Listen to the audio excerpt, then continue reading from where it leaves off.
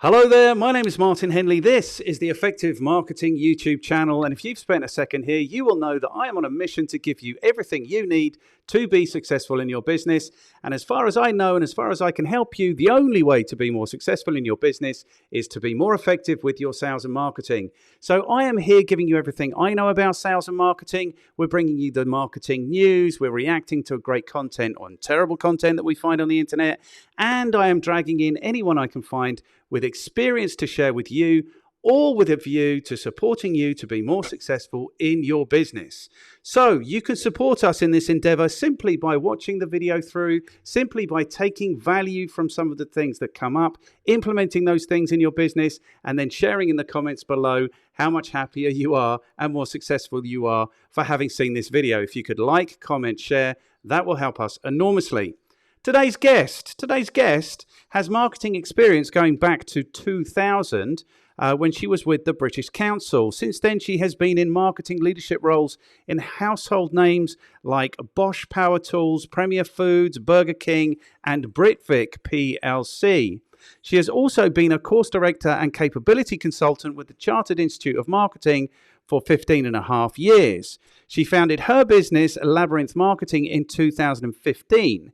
She is the host of the Whole Marketer podcast and author of the book, The Whole Marketer, which is about supporting marketers to have successful and fulfilling careers. What you won't know about her, what she only discovered about herself in the last 18 months, is that she is absolutely the queen at grabber machines at amusement arcades.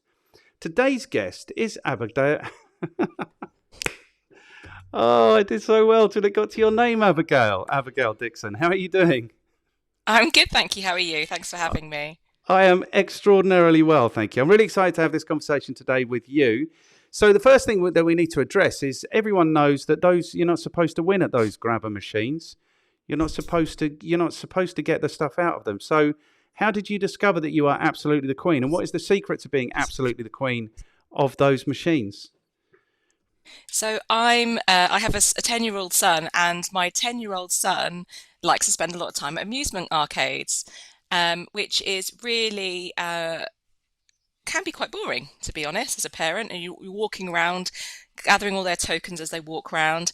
And so I started to observe what was happening with those grabber machines and realized that there is a little bit of a knack to it, which is, maybe, so to allow everybody else to be a queen at a grabber machine, is that when you press the down button, you need to give it a little bit of a quick forward backwards, which gives it a jolt, and that jolt and that force means that you result in winning that soft toy. So for me, that is how I understood and became acknowledging that I am actually quite the queen at those grabber machines, the one that everyone thinks that they will never get anything from, but they do.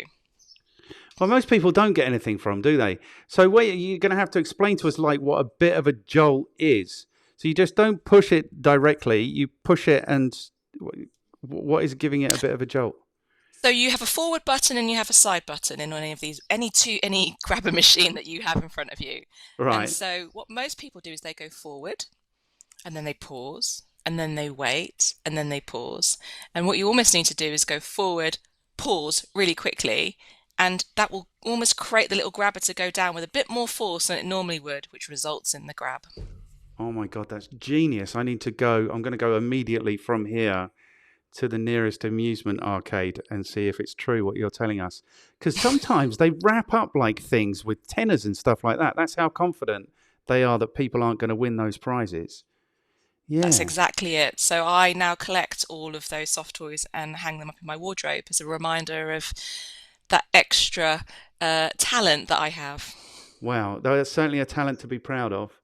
Now, I don't know why, but I've just got images of, I don't know where I've seen one of these grabber machines, but I'm sure I've seen one of these grabber machines where one of the prizes is like a 200 pack of cigarettes with a £20 note wrapped around it.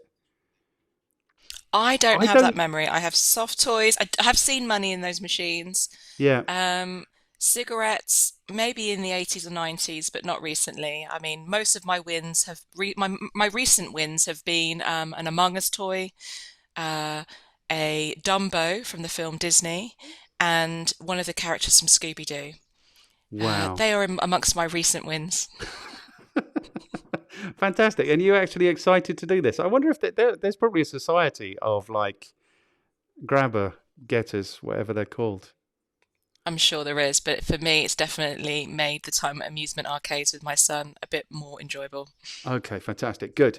Okay, good. Well, we're not here to talk about grabber machines, actually, interestingly. We are here to talk about kind of marketing type stuff and your specialist subject, which is, it's really handy if this is keywords for like marketing purposes, and I'm not entirely sure what the keywords are. So there's three sets of keywords that I'm interested in. I don't know what a capability consultant is. So that's one of the things. I'm interested in marketers having successful careers and fulfilling careers. So maybe we can cover all three of those things today.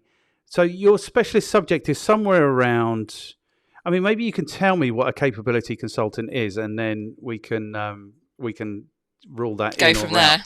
Is it exciting, Okay. being a capability consultant? Oh, exciting. That's an interesting word. I think, is it rewarding? Yes. Is it exciting? No. I think a lot of people, so let me tell you what capability means to start off with, and then I'll tell you what happens in capability consultancy, and I'll let you be the judge whether you believe that to be exciting or not. Okay, So the word capability means um, how what are the skills? So there's competencies, which are the skills that all the marketeers need to possess.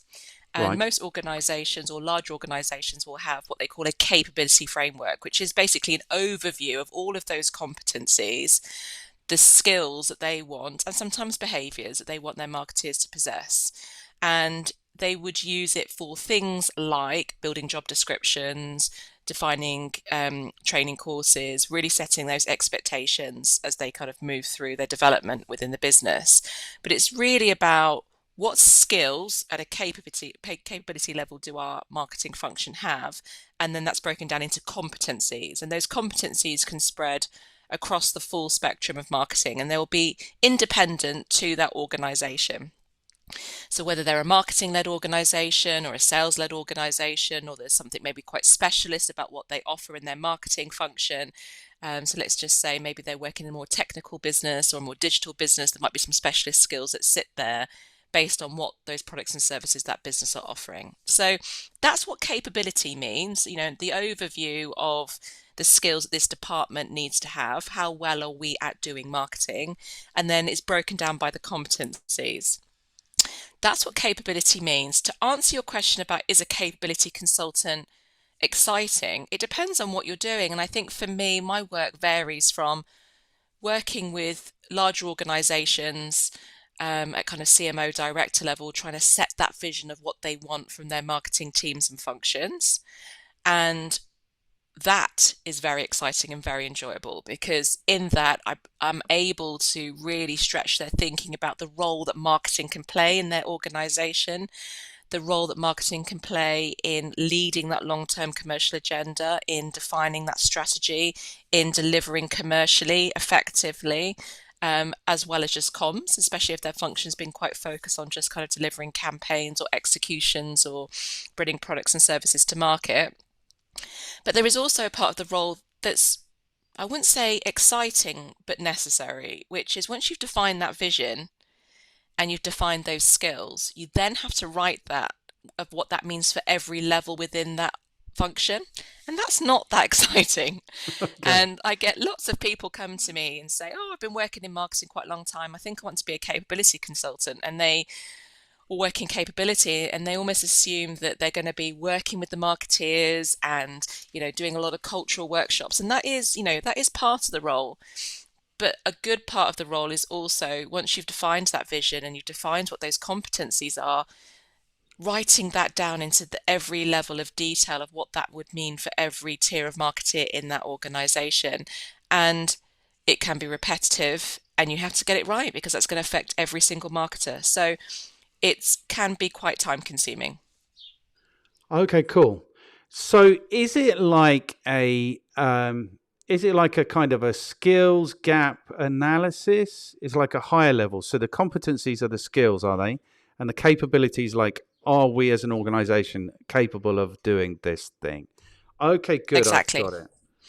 Okay, so it just highlights then how different your experience and my experience is.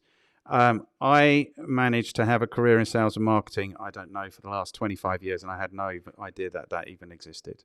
But now I Well, do, there so you it's go. okay. Okay, good.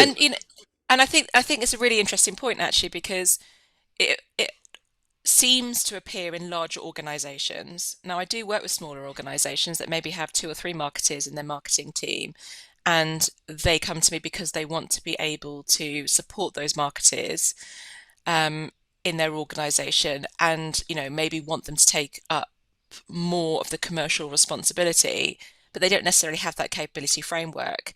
And for me, I didn't have that throughout my career, but what it did give me when I did work for organizations that have it was real clarity. Yes. So real clarity on what the business is expecting me to do at what level, and also allowed me to then map what skills I would need to demonstrate in order to progress in my career. And I think a lot of marketers are lacking that clarity, and that was one of the reasons that drove me to write the book. Good. Okay, cool. Right, so these things aren't a million miles away from each other, are they? No, not at Like all. if you're, yeah. So people being successful is going to be about having clarity and about having the right competencies. It's going to be about the business having the right vision. It's going to be about all of those things. So the other thing then is fulfilled careers. So I'm just trying to nail, so I can tell you what the questions are, what your specialist subject is. So if I were to sidle up to you whilst you were at the grabber machine and say, "Hey, what is it that you do, Abigail?" What would be the words that came out of your mouth? The words that would come out my mouth would be, not my mouth, would be, I help marketeers grow. Good. And my viewpoint is that by helping the marketers grow in their organization, therefore they will they'll have the skills to be able to step change the growth of their brands and businesses. So if I think about how my career has evolved, I've been that kind of marketeer client side and all those businesses that you've just described. And then now I went into consultancy to help brands and businesses step change their growth. So Yep. writing the strategy to do that. And the thing that was most important for me is that it's one thing to write the strategy, it's a whole nother thing in practice. And that if somebody has put their hand up and said, I could really do with some help to step change the growth of this brand or business, whether that's because it's in decline or because a new management suite has come in, or just because they've got an internal ambition to do more with this brand or business, once you've written that strategy, that's still the same human being that sat in that role. And for me, it's just as important to support the marketeer to deliver that strategy in a way that, yes, is successful for the brand, but that they enjoy doing it while they do it. And that's for me where the success and the fulfillment lies. So in answer to your question, you're right, the success is the technical skills, the fulfillment is the enjoyment. But for me, it's really about supporting the marketeers behind the brand and business. Okay, good. All right. So Michelle suggested that we speak. Bless her. So Nice. that's good. Now, Michelle is on what I would call quite a liberal kind of mission, which is to enable the marketing function to address some of the environmental issues that we're facing in the world. Mm. So is yours also a liberal? So I'll just ask you the question. Are you more concerned about the well-being of these people as marketers for the sake of their well-being, or are you more concerned about their well-being in terms of enabling them to function more efficiently and drive more success for the business? Oh, that's a great question. Personally, in my soul, I want them to feel fulfilled primarily. Right. And because the reason why the whole marketeer was born was that I was just seeing, regardless whether I was going into a business to train them or to consult or do capability or strategy, I was having this moment where I was just reflecting. I was actually on holiday in Cyprus, and I was kind of sat there on the sun lounger, and I was like, what is going on? Every marketeer that I speak to is fed up. They're fed up. They're overwhelmed. They're frustrated. They've had enough. And what could I do to help them fall back in love with marketing is probably a bit too strong, but reignite their love for it and to have greater fulfillment in their career? Because if you're happy at work and you're happy in life, work and life for me need to be working in harmony for you to feel balanced. And there were so many that weren't feeling like that. So for me, the whole marketing was driven from more of a space of how can I put my arm around people to feel fulfilled again. And I suppose coming from my own personal experience of there was a time when I lost my fulfillment in the profession, and I got off that wheel and I went and sought coaching, and that was kind of what sparked me to understand my own values, what drives me, and where the Labyrinth Marketing consultancy originally was born, because I knew that what really brings me joy is helping others and growing and helping others to grow. And what I was really good at was writing strategy and helping businesses deliver that. But my passion since then has really evolved into ensuring those marketeers feel fulfilled. Okay, cool. All right, so let's bring some order to this. So we need to let people know what the 5 questions are. I'm still not entirely clear on how I frame this. So question number 1 is, how are you qualified to talk to us about providing marketers with more fulfilling careers? Can we put it that way? Let's completely put it that way. Cool. The second question then is, who do you work with? How do you add value to their lives? The third question is, what is your recommendation for anyone maybe who's feeling less fulfilled than they'd like to in their career and would like to address that? This is good. I'm doing really well. Fourth question, really easy. What should people read? The fifth question, really easy. Who can you throw under the bus who might enjoy or at least endure to have a conversation like this with me? So, question number 1, how are you qualified to talk to us about providing marketeers with more fulfilling careers? So there's the on paper, and I'm going to do 2 things. I'm going to do in paper and in soul. So in paper, I can sit here and say I'm a chartered marketeer, I'm a fellow, I'm a course director, I'm an accredited coach, I'm an associate level coach, I'm part of the ICF Federation. I can sit here and tell you all those things in paper. But in practice and in soul, I am a marketer. I am a marketer who has cried in the toilets. I am a marketer who has had a period in her life where she wasn't feeling fulfilled with the profession. It wasn't giving her what she needed. I am a marketeer who knows what it feels like to try and navigate through a complex organization and who is struggling to find balance in her life as a whole and with her family. I'm also, as we mentioned earlier, my why, if we're sat here to talk about my purpose, is all about helping others grow. That's the thing that I get the most fulfillment from, and is the thing that sets my soul on fire.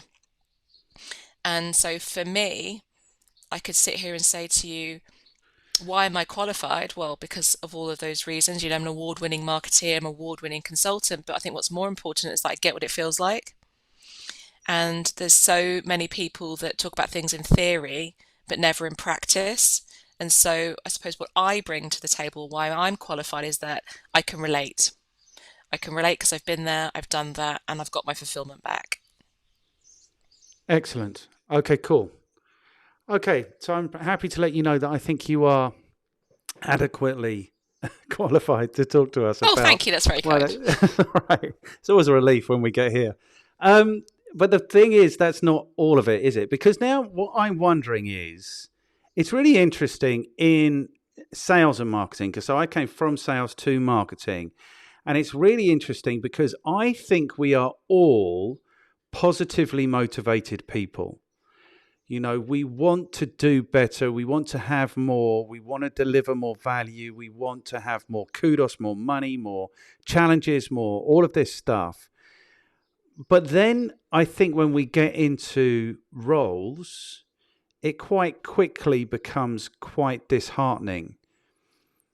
And what I'm interested to know is how much of that is environmental, how much of that is about the way that we are treated, and how much of that is kind of personal or internal, do you think?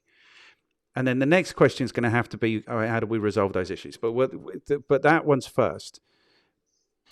So I think the first point is, it sounds like what you're asking me is what's in our control and what's outside of our control.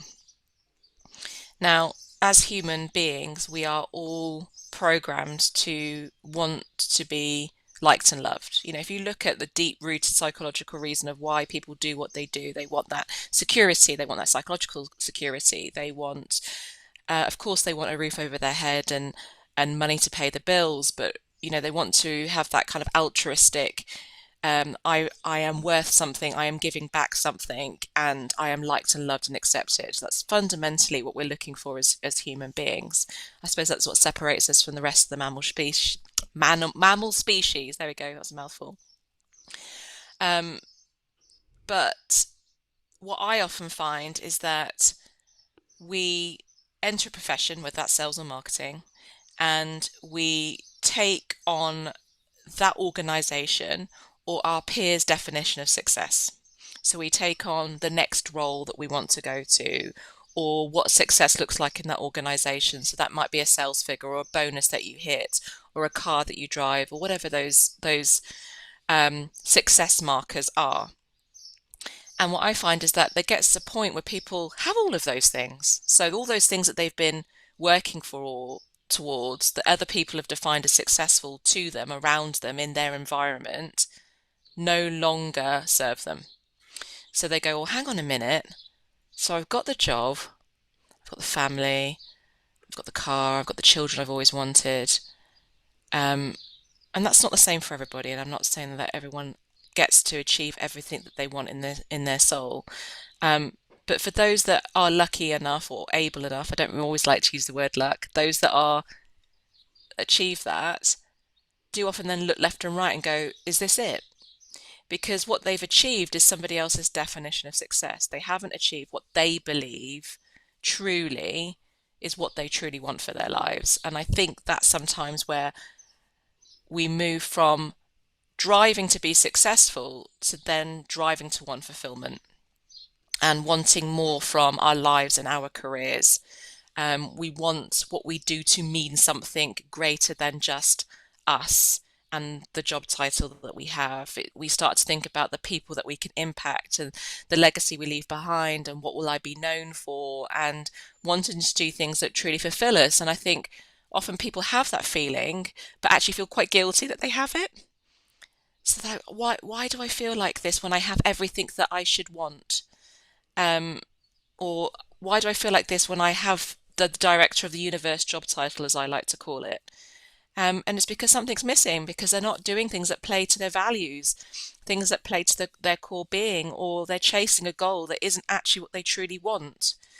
And they don't necessarily always have the time out or give themselves a time out to dream big about what they truly do want and go after that instead. Okay, good. So that's kind of all of the personal thing. But there's a big thing in there, which is you're talking about people who have succeeded. So people who've done everything they need to do in their role. And I don't know. I don't know what gets that. That everybody gets that, or even the majority of people get that, or even a sizable minority get that. It seems to me that. So what I mean by environmental is part of some of the stuff that consumes me is the fact that nobody really understands what marketing is. Yeah. And, I wanted to be the small businesses marketing champion at the beginning. And then I realized that they didn't deserve one. So I didn't want to be that anymore. But it was like, of course they do. Sorry? I say, of course they do. They deserve No, a they really champion. don't. They really don't. Seriously, if you want to feel unfulfilled, do that for 5-6 years. See how fulfilled you feel. Yeah, but I think So that's because they don't. That comes back to your earlier point around lack of understanding yes, and yes, understanding the benefit of marketing. And I think, yes, in your point around environment, I think there are many things at play. So I think the first thing is the type of business you work for. That's the first yes. thing. So are they marketing orientated? Like, do they actually see the benefit of developing products and services that meet consumers' needs, that deliver more profitable than creating something that you then try and retrofit? Like, do Yep. they see that? If they see that, then they're going to understand the benefit of marketeers, and they also understand the benefit and the understanding that marketeers also should and could have commercial acumen, which means that they could run the show. Okay. Um, I think a lot of frustration comes in the environment when they don't see that, and when there is a marketer who does, and they are pushing against a sales function or a business that is innovation led or R&D led, or a small business where the business owner wants certain things and they don't see what could be done differently in the benefit of that, and that becomes frustrating. It becomes beyond frustrating, actually. I think sometimes it comes, draining, soul draining, to be honest, when you're trying to push and create change and culture change of, do you know that you can do things differently and they can be better, and people can't yet see them? And I think that's why it's so important that marketing's role is, delivering the long-term commercial agenda, writing strategy and having commercial effectiveness, but it's also about being the visionary and being the person that is able to inspire and uses the skill of storytelling to really be able to land those messages internally that people want to come on the journey with them and want to be part of it. But all of that takes energy, right? All of that takes energy. And, I was coaching someone yesterday actually, and, you really have to focus on what you can control and what you can't control as a marketer. Because, we want to change the world. Many of us do. And depending on where we work, the environment means that we have to really carve out the bits that we want to control first and focus on those. Otherwise, it does become overwhelming. I think it also depends with the people that you work with as well. So do you have that camaraderie of other people appreciating the frustration, or are you a solo marketer in a one business trying to push that hard rock up the hill? And then I think there's that internal piece around us and the pressure that we put on ourselves. So I'm just trying to think about some of the things that some of the people that I've been coaching or mentoring or speaking with this week, the pressure that they put on themselves to demonstrate effectiveness, the pressure that they put on themselves to take every opportunity that they can to be able to demonstrate the benefit that marketing can play. They put that pressure on themselves to make sure every bit of work is perfect. And all of these things are at play because we feel the pressure we're putting on ourselves, and we feel the pressure to make the change in the organization. And sometimes that can result in burnout, which is one of the things that I'm covering at the moment in my podcast. Okay, cool. So I agree 100% with that. But I think that the lack of understanding, like even just knowing what marketing is and what the value of marketing is, I would say that that's the prevalent belief or situation. That even in corporations, the corporations I've been involved in, they think that marketing is a nice to have. We've all heard it said, in a recession, the first thing that goes is the marketing. And they typically think that salespeople are like a necessary evil. So what I've seen in organizations is, for me, sales and marketing is the function of a business. For me, the function of a business is to have customers profitably. And you do that by having customers by selling to people. And you have the opportunity to sell to people because you do marketing. So these are probably the two most relevant or two most necessary components of a business. But they are the most maligned components of the business. And then what happens is they turn against each other. So salespeople don't like marketing because they're not delivering the quality and the quantity of the leads. And marketing don't like sales because they're not putting enough effort in to close all these magnificent leads that they're generating. So they become like the two smallest kids in the playground, kind of sniping at each other. Maybe this is too dark a picture, I don't know. But it's not. It kind of feels like that's the situation. And exactly what you're talking about, where you go into overdrive now, trying to do better, explain better, motivate better, do all of this stuff, is because of that situation, because the people who employ you don't really understand why they employed you, and they don't really understand what it is that they want from you. And so whatever you deliver is never really going to hit the spot in terms of fulfilling them. Do you know what I mean? So I think there are those dark pictures where sales are frustrated with marketing. So that's the example that you gave is actually not dissimilar to an organization I've just been training, actually. They are a B2B organization, and marketing's role within that organization is to generate awareness and leads. That's what their role is. yeah, And then there's this baton exchange at some point where the sales team, take those leads and try and convert them into customers that then buy, in this case, a piece of software. And the marketeers are trying to communicate on the right channels and reach the right customer with the right level of insight. But they don't have the relationship with the customer in this organization. The no, sales force do. But the sales force don't want to give them the insight, and they don't see why they want it. They're just saying generate leads, and the cycle's going back round. It's going absolutely back round.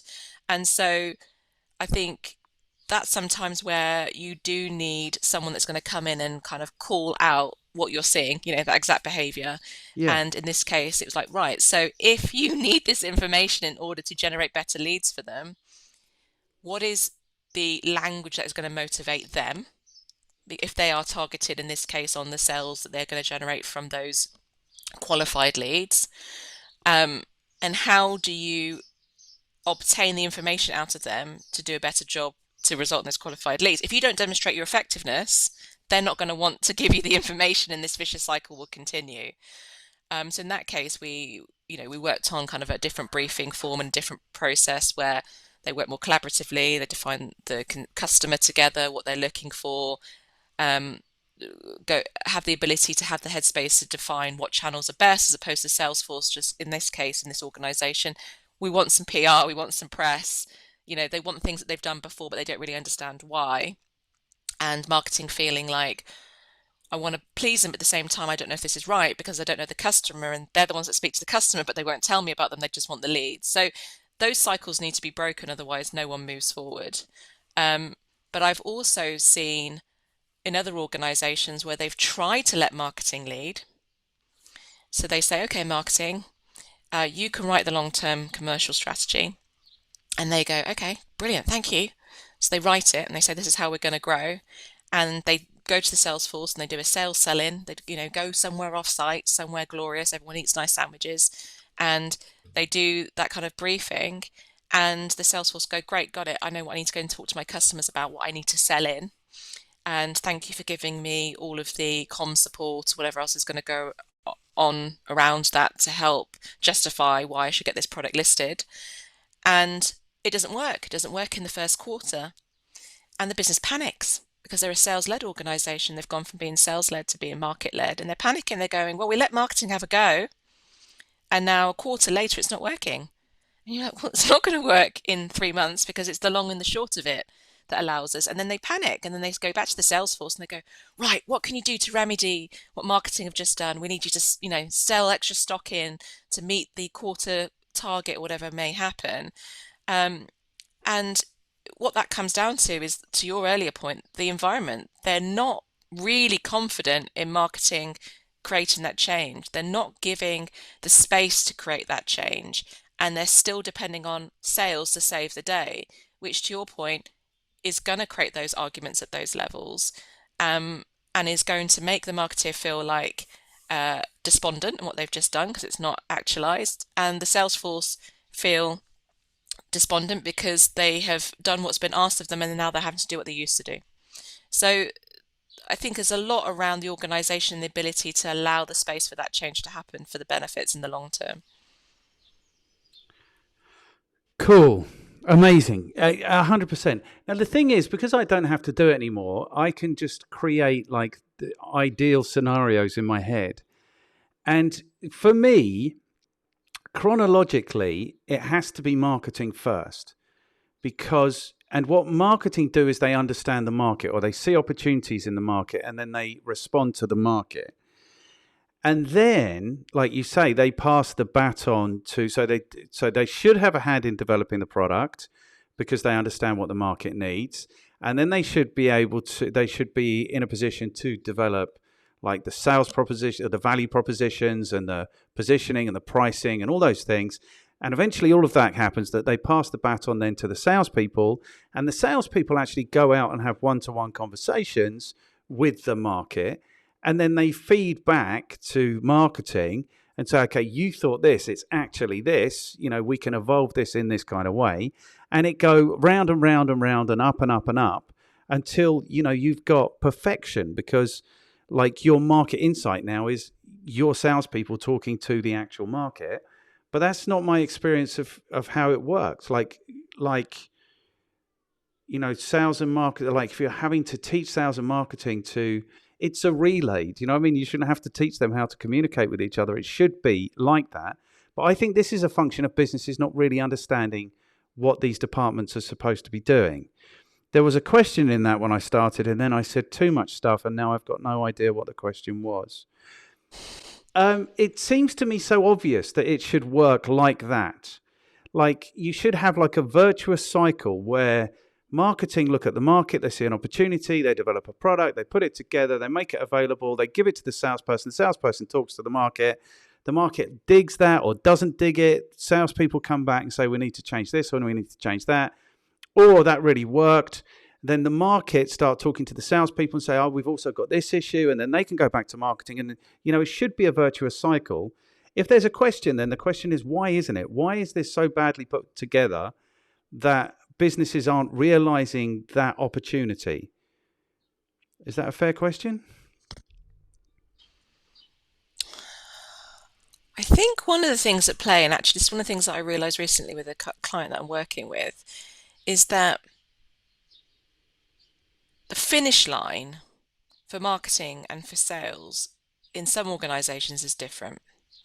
So the marketing team are, let's just say, targeted or bonused or remunerated in their success around growing the brand or business profitably. Yep. And kind of a level of growth. And then the sales team will also have a target. It might not always be the same commercial number. So it's almost like they want to sell things without necessarily making the right choices that are right for that brand and for that customer. So one is focused on the customer and one is focused on the consumer, as opposed to using those customers to get to the consumer if you're B2C, or working collaboratively to build a better understanding of that customer and having a joint target. So in that case, that earlier organization, one is being targeted on how much awareness are you generating or effectiveness, and one's been generated on the sales target.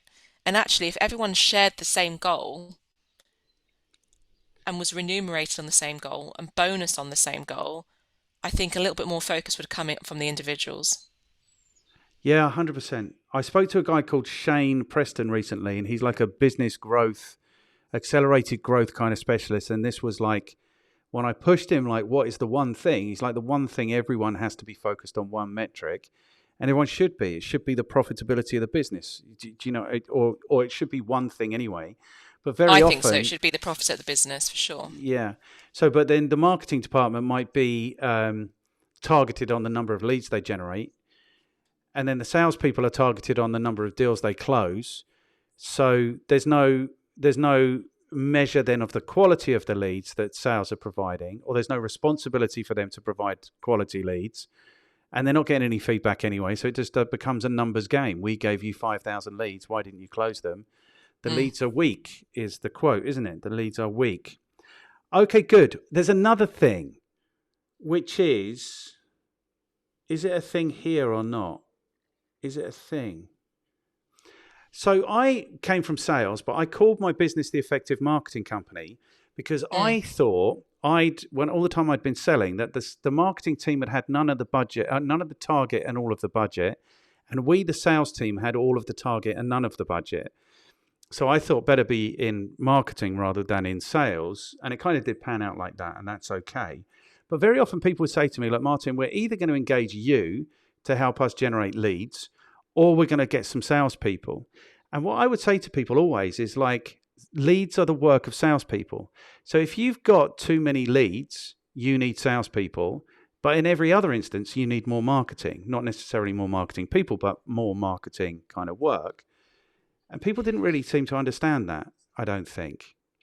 Because if you don't have enough leads, then what you end up doing is like the least efficient kind of marketing, I suppose, which is, what's the word? Canvassing. Like you're knocking on one door at a time, or phoning one person at a time, or emailing one person at a time, which is what salespeople end up doing. I don't know why that's relevant here, but because you were talking about the target, I think there's a problem with targets. I think there's a problem with arbitrary targets, like targets that somebody's just pulled out of the air, like it'd be really nice if we did this. And then they become codified and that's the target. That doesn't help sales and marketing people. It doesn't, especially if it's unrealistic. I mean, I was reviewing a business plan yesterday for a client, and I was like, I said, that's punchy. It means you're going to deliver like a 250,000 sales and then incremental sales in the next 4 years. And they're like, yeah.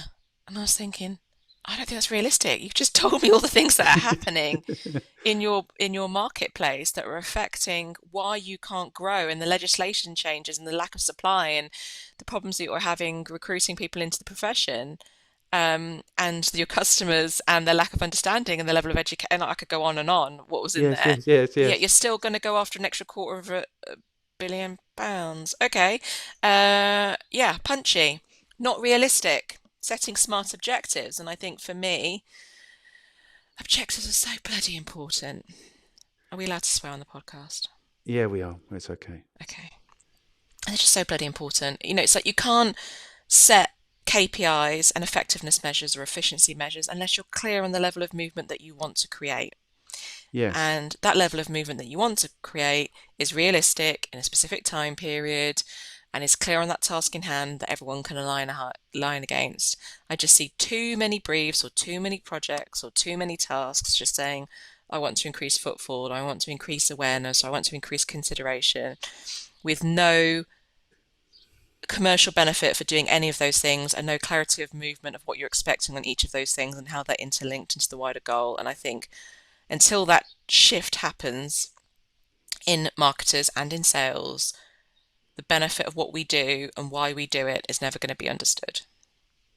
Okay, good. You see, I think there's two things. So you're talking about, what are you saying about movement? There's something of movement. The movement. So actually saying, the way that I liken it to is like if you're going to set out to run a marathon. Now let's just put my hand up. I don't run anywhere. Okay, I don't run anywhere unless I'm in danger. So this is just purely an analogy. All right. If you're going to set out to run a marathon and someone says to you, right, Martin, I want you to run. The first question you're going to say was, how long do you want me to run for? And how long am I having to run? How far am I having to run? Is there a certain time frame in which you need me to run? Is there a certain speed in which you need me to run? Like, you need clarity, right? No one's going to be Forrest Gump and just run. So if you really want to motivate people, you have to say, right, the definition of success is by the end of 2023, we are going to have delivered, let's just say, an incremental million. And the way in which we're going to get there is by recruiting new customers in. And to hit that extra million, we're going to need to recruit this type of customer with this level of value, if you're talking in the business-to-business world, this type of industry, this type of revenue, for example. And in order to do that, what do we need to do? And we plan all the activities and we measure the activities. And so many businesses don't do that. They're just like, we need to get more customers in to generate. They don't think about how, they don't think about the choices available to them. They don't look at the measures that they're going to track. They set at the beginning of the year, but they don't measure them throughout the year. And I think it's all of that. As I would say, you'd never say no one's going to want to run a race if they don't know when the finish line is. No, but that's the race that marketing and salespeople are running all day, every day.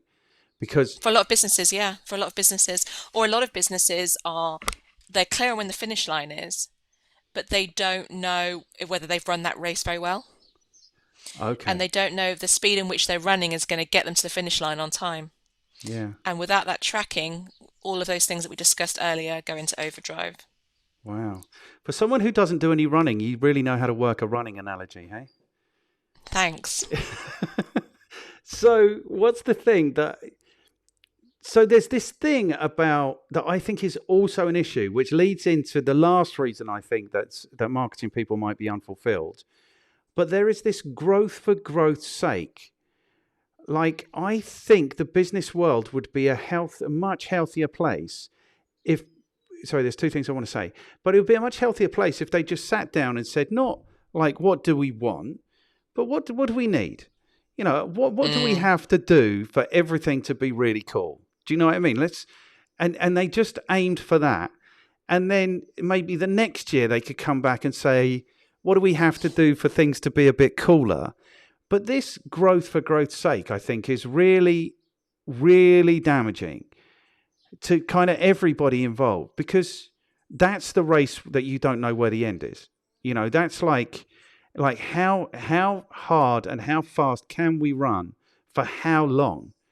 You know, I think that's stressful. I think that's really stressful. And if we're going to stick with the running analogy, I mean, I think what often happens is that they will get to that race and they'll hit the finish line and no one celebrates it. No one celebrates it. So then you've basically conditioned those people to say that if you work really, really hard and you get to the end, there is nothing in it for you. Yeah. And they do feel demotivated. You know, we need that dopamine hit. We need to tell our brains that when we work hard at something, it is a positive thing. Otherwise, it becomes a negative thing. But I also think back to your constant growth. I think too many organizations chase the growth, but forget about hanging on and protecting their existing business. Yep. So I see a lot of strategies being written that says we're going to grow by recruiting these new customers in, or recruiting these new users into the brand, or getting our existing users to buy us more frequently, or we're going to enter into this market. And you say to them, okay, so what are you going to do about the existing 100 million business that you've currently got to protect that, to maintain that, to retain that, to keep those customers happy, to make sure that you're still delivering the best experience that you can deliver, to make sure they still want to choose you, and all of those things that go along with it. And that often gets forgotten, and then a leaky bucket happens. And yeah, sometimes, so I'm all for growth, as long as the growth is done when you have a stable base. So if we're using that running analogy again, sometimes you need a year off marathon training. Sometimes you need a year to get stronger, to consolidate yourself, to take things a bit easier so you can come back stronger and harder again. And I don't think enough businesses do that. And I think that comes back to how they're owned, you know, whether they are privately owned or they are, whether they float, whether they are owned by shareholders or investors. You know, there's this money needs to generate money. I suppose what I'm thinking I'm hearing from you is actually what do we need to do greater good, and what do we need the money to do that? And that comes back to have businesses that have true purpose, like the Patagonias of the world, that are, how do we generate more to make more profit, to donate to more charities? And that's their core being of everything that they do. Yeah. So I think more of us, it would sit better with more of us if the benefit of that additional profit benefits society as a whole. Okay, and I don't know if it is the case anymore. I don't know if it is the case, but I think previously people would want to go into business because they would want to deliver value. Whereas now I feel like, I don't know if this is true, but people are running businesses because they want to take value. They want to take more and more money, I think is what's going on. But I don't know. You don't have to comment on that. The other thing I want to say is, I think for me, like knowing where you are and where you want to go to is like almost 90% of it. Once you've got those two things nailed down, then the rest is just really quite obvious. You know, how you do it is quite obvious. So I used to do a presentation about marketing strategy, and I'd say that the objective of every business is to get to Rio for the carnival. Clearly, you've got a much better chance of getting to Rio for the carnival if you're already in Buenos Aires rather than in Clapham. Do you know what I mean? So it's about how, like, that thing that you were saying about what the required movement, like how far do we have to travel to actually get to that thing? So I agree But that with, also, yep, sorry. no, sorry, I cut you off. Go ahead. But now I've forgotten what I was going to say. Sorry, you were saying about from Clapham. From Clapham to Rio is a long way. Do you know what I mean? From Buenos Aires to Rio, much less of a way. So really, where you are is probably the biggest determinant of where you're going to get to of anything. You know, if someone's lost, they're coming to your house and they're lost, you say to them, what can you see? You know, where are you? Because that dictates everything that you say after that. You know, you can't just start giving them directions without knowing where they are. So I think that's really important. I think it's really very often overlooked. And it all contributes, I think, to making sales and marketing stressful and unfulfilling. I think it does. And I think also going back to, where are we now? I think it's where are we now? So we know that what we have in our armory, if we use that analogy, what can you use on that journey to Rio? What are we strong at? Are we good at swimming? Should we swim there? Do we have, good resources and flights? But I also think it's about making those strategic choices, because there are many ways in which you can get to Rio, whether that's from Clapham or for Buenos Aires. But I don't think enough businesses take enough time, and so they start just doing the tactical things, I Yes. don't know, let's create a boat that we can, we'll all stick some oars and off we go, as opposed to going, actually, what do we have in our armory? What are we really good at? Where are we strong? Which countries can we stop at? We know we're going to, have a really good resource uplift from, as an example. And I don't think enough people take the time mapping that route and really thinking about what's that best way to get to that journey for us based on what we're really strong at or our limitations, or what's the best way to get there based on the opportunities that are going to be in those countries as we travel through. Yeah. And they just quickly jump to the tactics of let's go on a boat, let's get on a plane, without mapping that through. And that's where money gets spent, not invested. Yeah, and 100%. And I think what goes on is that businesses are flailing and they're just hoping that marketing gets lucky and sales gets lucky, because there's not enough investment gone into it for it to be anything other than that. And then you're there as a salesperson or as a marketing person, and you're not going to feel fulfilled because everyone around you's just got their fingers crossed. But then at the same time, they're not giving you the authority and the budget to actually do it properly. That's what I think. Okay. Are you ready for a heavier question? Because I think there's a deeper reason that that marketing people feel unfulfilled. And it comes back to Michelle. So Michelle tells us that marketers have contributed to this untrammeled consumption that is damaging the planet. Bill Hicks, did you ever see Bill Hicks, the comedian?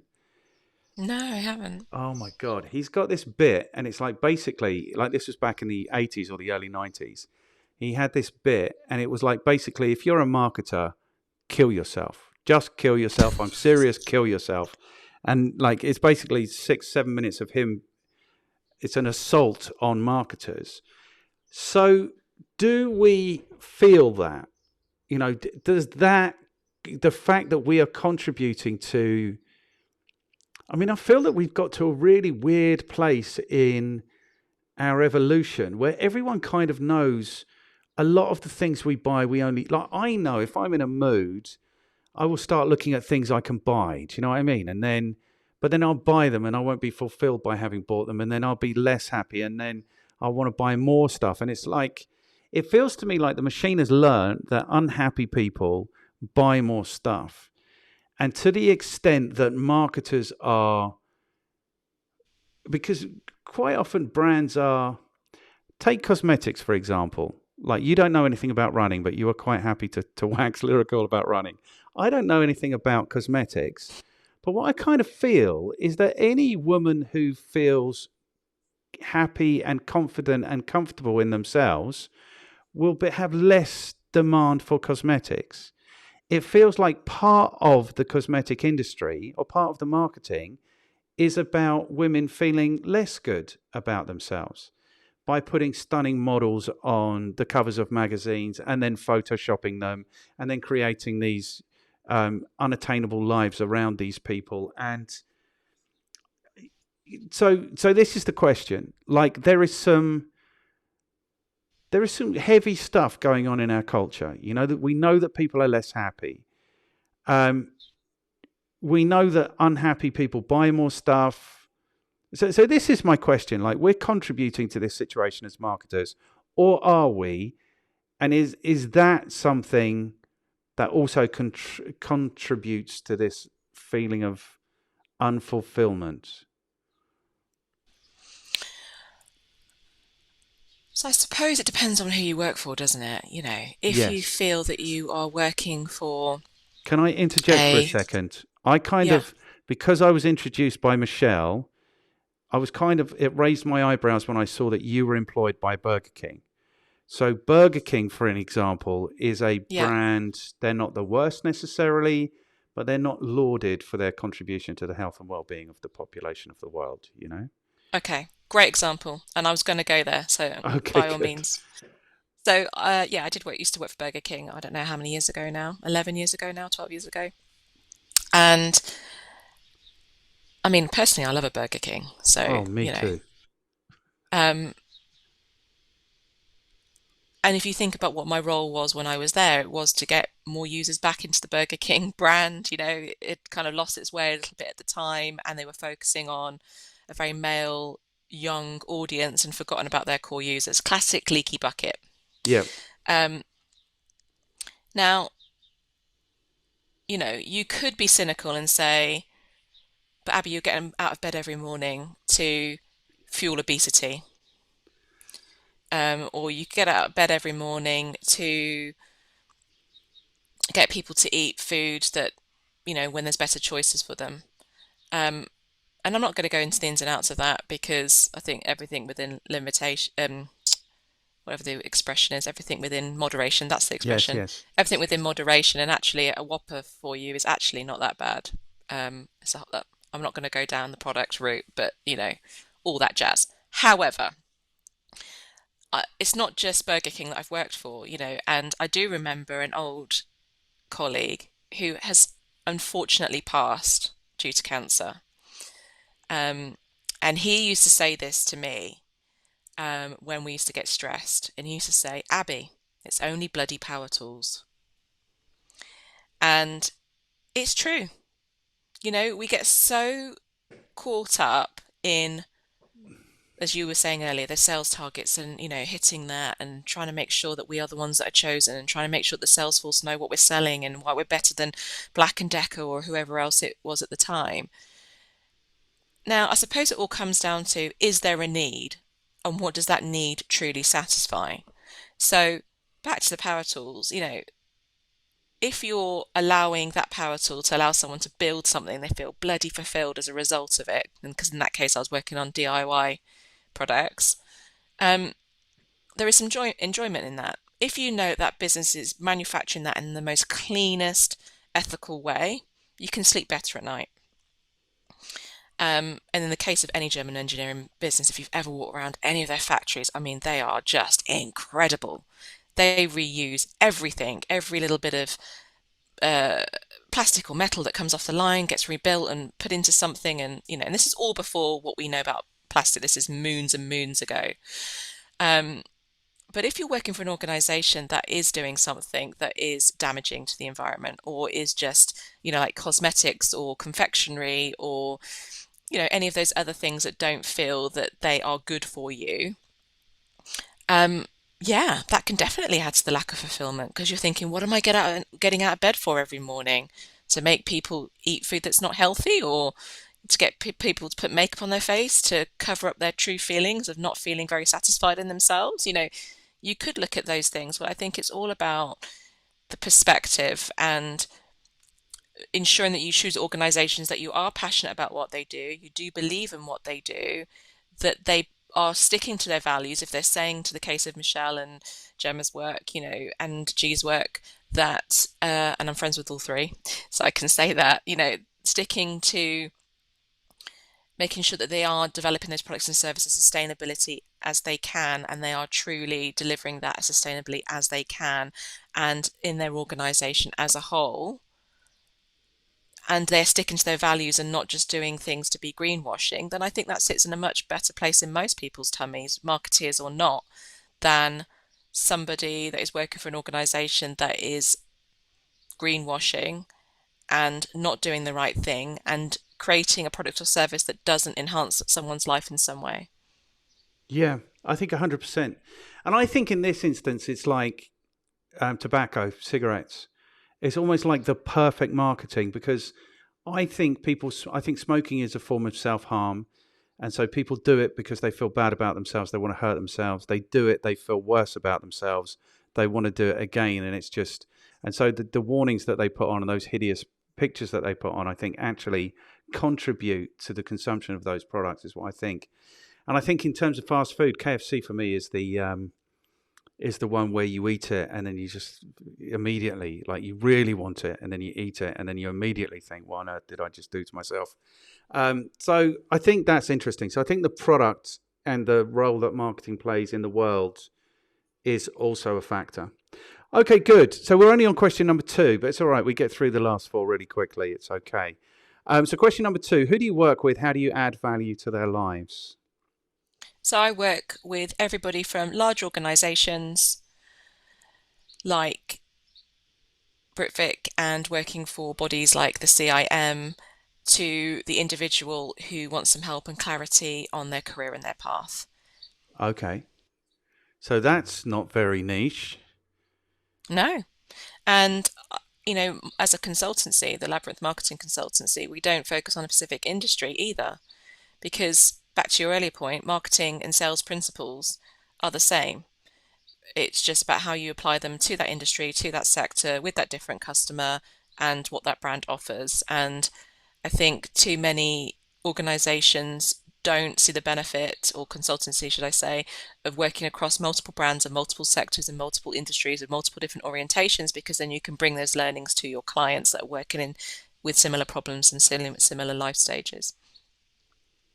Okay, but you're not supposed to do that. You're supposed to be niche.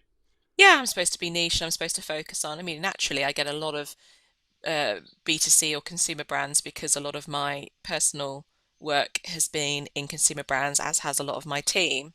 Um, but in reality, that shouldn't be a limiting factor why someone should be able to help. Of course, they can bring experience from that category or that sector. But for me, it's about bringing that fresh eyes and that external perspective and doing things differently, and maybe doing things differently from an industry that has done something better or headed it in the way that they want to head. So you can draw on that experience. Okay, 100%. Okay, good. No, I also think that I never niched either. And I think it keeps it interesting, you know. I think it really keeps it interesting. It does. And I love the fact that I can be working with a data provider, an engineering company one day, a soft drink brand the next day. It stretches my mind, it stretches everyone's mind in my team. Yeah, super cool. And so what do you find yourselves doing for these businesses? Did you Well, it tell us this varies. early? Okay. No, it varies. So it can be anything from writing long-term strategy, whether that's writing it for smaller businesses that want that kind of external view because they're at that place where they want to accelerate and maybe get some external investment, whether that's working with larger organizations and their brand teams and training and guiding them through that process, whether that's helping bring some of those work streams to life, maybe that's innovation or finding the right agency partner or campaigns and activations, or whether that's working with capability functions or teams or owners or business owners to make sure that their marketing teams have the right skills, competencies, and have the right capability to deliver what they want to deliver in marketing. So what we offer is varied. I suppose it's the arm around the shoulder that is the bit that we do differently. So we're not just going to write a plan and bugger off. We're going to stick with you for as long as you want us to. And whether that's coaching, mentoring, training, extra resource, roll our sleeves up, get in, get stuck in with you to make these things happen so you don't just get left hanging. Super cool. Good. Why did you call your business Labyrinth Marketing? What does labyrinth mean? Because I think that marketing can sometimes feel like a maze because you don't know where the end goal is, back to your Rio analogy earlier. Yeah. And sometimes you're walking around a little bit aimlessly trying to get to that center, which is the labyrinth circle. and I wanted to kind of give people guidance on how they can get to their center and get back out again in a positive way. Cool. Okay, good. Yeah, no, I 100% agree with that. There is this, it upsets me that there's this whole, like, people want to talk about the secrets of marketing, and people talk about, oh, I went and saw a talk and I got one nugget, so that's okay. So this idea that the marketing knowledge that you need will be delivered to you in nuggets if you go and see enough arbitrary talks and things. Like, this all upsets me a little bit, because what I know is there's not really any mystery. Like, the only mystery in marketing for me is, like, just do some marketing and then just pay attention, and then your marketing will get better. It's like, it's not more mysterious than that. Okay, cool. No. And I really think that as well. It really annoys me. It really upsets me. I kind of position myself as the Toto in marketing. You remember Toto in The Wizard of Oz, where he just goes and pulls down the curtain and you see it's just the guy turning the wheel. So I see that as my role. I feel like everything everyone thinks about marketing is wrong.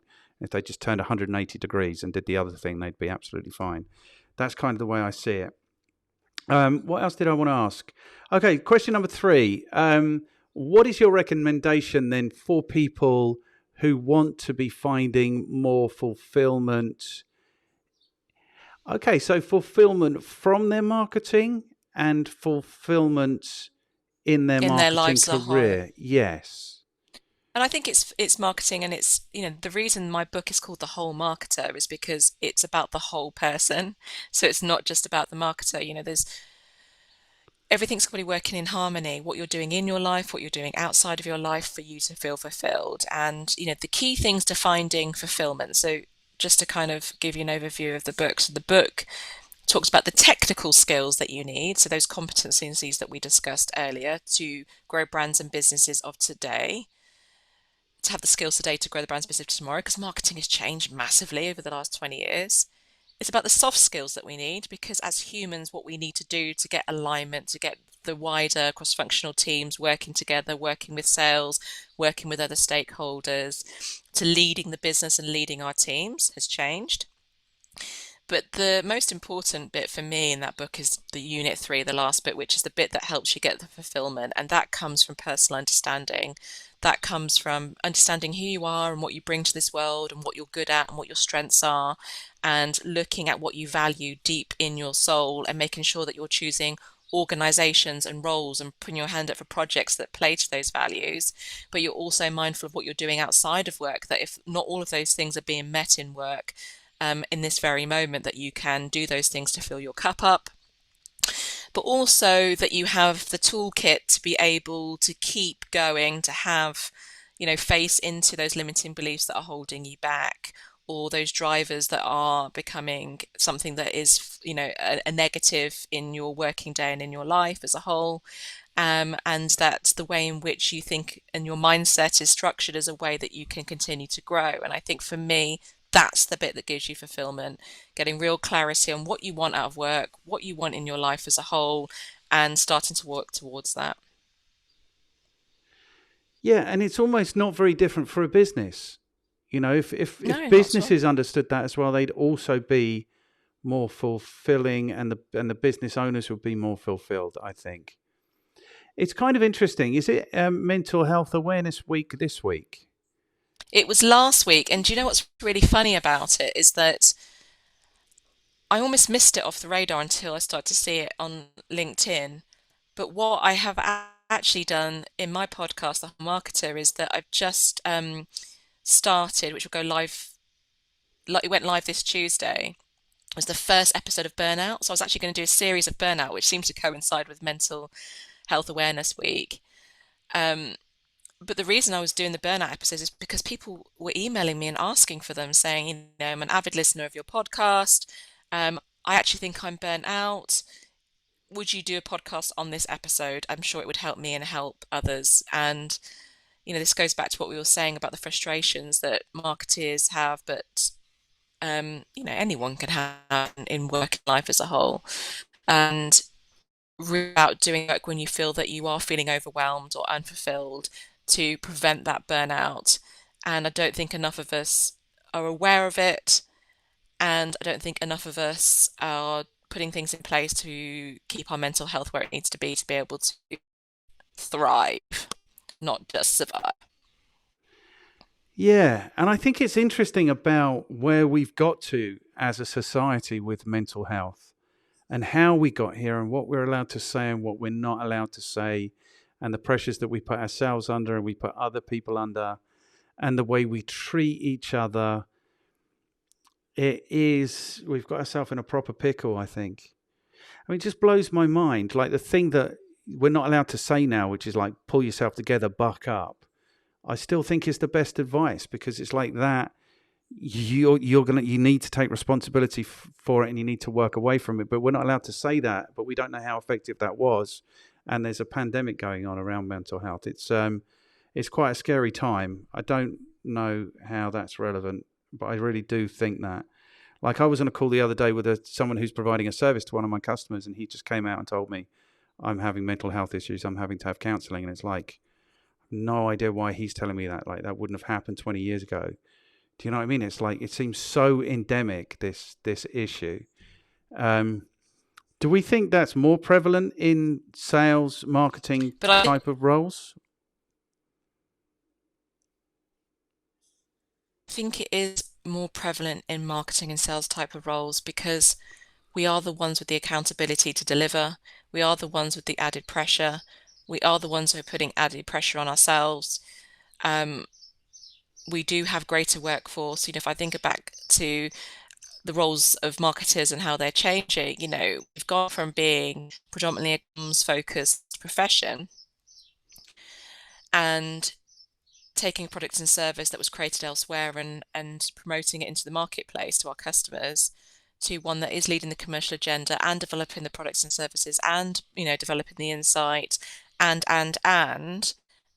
our breadth of roles have expanded, but not always the head count to go with it. And I think that's why we are such overwhelmed as well.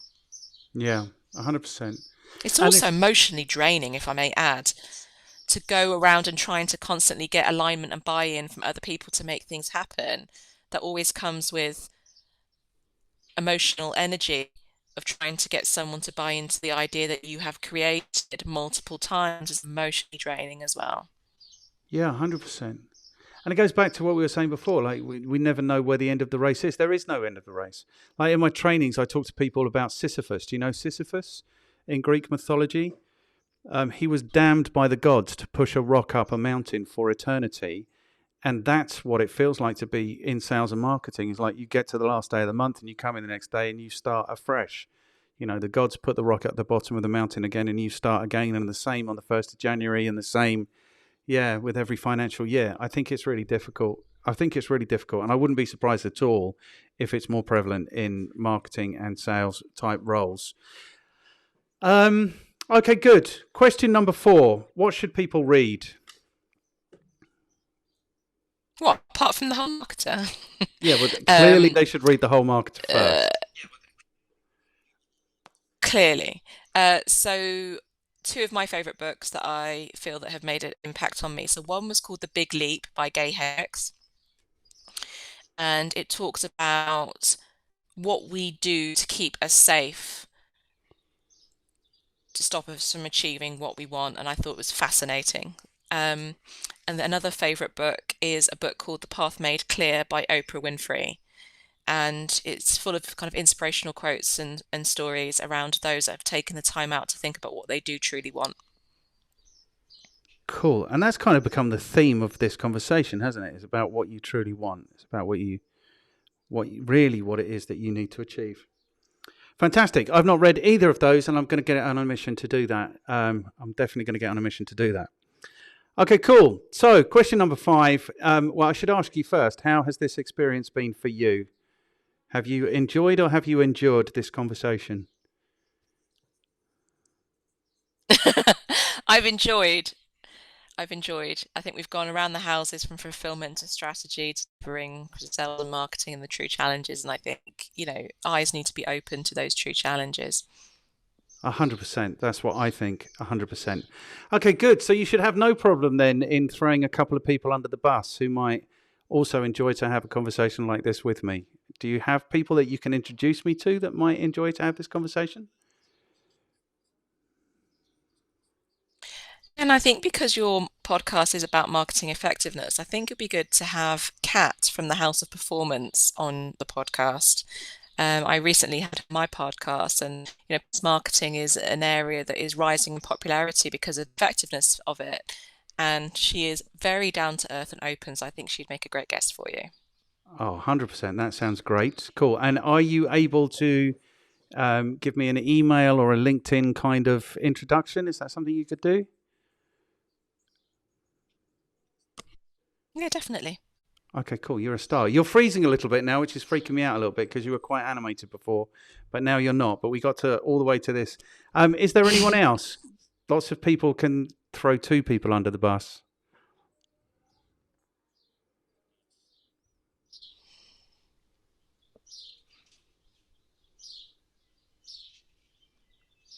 I don't know if I want to throw him under the bus. One person that I think is an absolute legend in the world of marketing is a guy called Marky, CMO of Boots, and he gives so much back to the profession. He is an incredible marketer. He's driven change in every organization that he has been in, but he's also one of the nicest human beings and gives so much of his time to help others. So I would say Pete Markey. Pete Markey. Fantastic. Excellent. Thank you so much. That would be cool. And if you are able to give me something in the way of introduction, then I will pick up the ball and run from there. Okay, this is annoying that we did so well for so long and just in the last 2 minutes, like the video seems to be letting us down a little bit. What we'll do is we'll say the pretend goodbye now for anyone who's still listening, and then I'll stop recording and then we'll say goodbye like normal human beings. But I have thoroughly enjoyed this conversation. Thank you so much.